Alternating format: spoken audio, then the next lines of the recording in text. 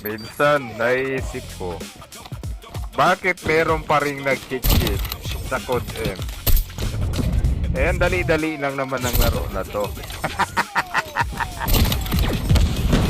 Eh, kahit kasi Tatang sinasabihan yung cheater, madaya si Tatang. Eh, hindi naman eh. Nag-practice lang kasi si Tatang eh. Hindi nyo ba alam kung ilang taon ako inabot para maging malupit mag-SR?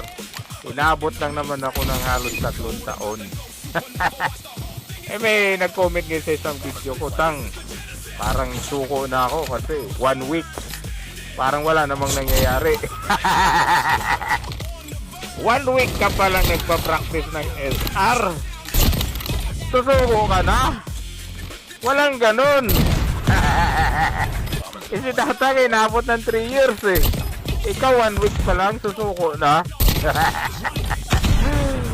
Ay nako, hindi para sa'yo yung isang bagay pag hindi mo pinaghihirapan.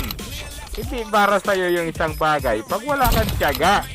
Hindi para sa'yo yung isang bagay pag minamadali mo. Diba? Tama ako? Unless na lang kung panliligaw yan.